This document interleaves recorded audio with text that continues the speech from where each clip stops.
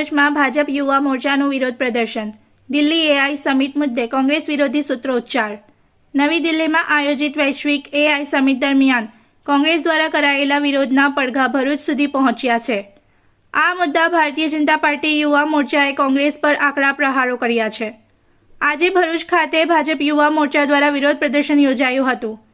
યુવા મોરચાના પ્રમુખ વૃષભ પટેલ અને જિગ્નેશ મિસ્ત્રીની આગેવાની હેઠળ કાર્યકરો શહેરની જેપી કોલેજ ખાતે એકત્ર થયા હતા.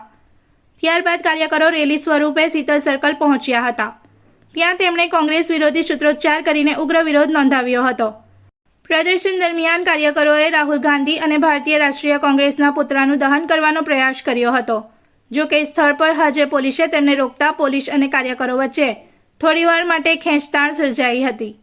પોલીસે તાત્કાલિક પરિસ્થિતિને કાબૂમાં લીધી હતી.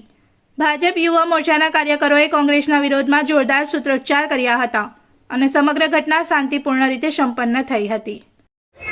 ભારત મંડપમ દિલ્હી ખાતે આયોજિત એઆઈ સમિટમાં જ્યારે વિશ્વના 100 દેશના પ્રતિનિધિઓ ભાગ લઈ રહ્યા છે, સાથે સાથે એઆઈની જનક કંપની એવી ઓપન એઆઈ એના સ્થાપક સેમ ઓલ્ટમેન બી જ્યારે ભારત દેશમાં આવ્યા છે અને ભારત દેશમાં રહેલી પ્રતિભાને જોઈને તેઓએ દેશમાં એઆઈ ક્ષેત્રે ખૂબ મોટું રોકાણ કરવાની જાહેરાતો કરી છે અને તૈયારીઓ દર્શાવી છે.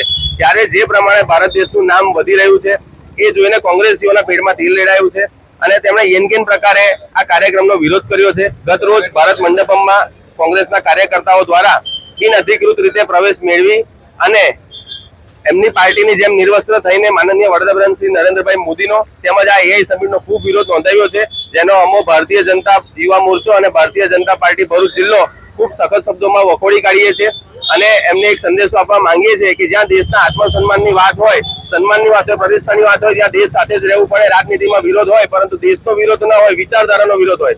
છતાં જો આ પ્રમાણે તમે દેશનો વિરોધ કરતા રહેશો તો આ જનતા આવનારા ઇલેક્શનમાં તમને ખૂબ સારો જવાબ આપશે અને અત્યારે તો સત્તામાં નથી પણ આવનારા સમયમાં પણ તમે નેસ્ત નાબૂદ થઈ જશો, નામ શેષ થઈ જશે. એવી પરિસ્થિતિ ન આવે એનું ધ્યાન રાખશો. અસ્તુ ભારત માતા કી જય, વંદે मातरम।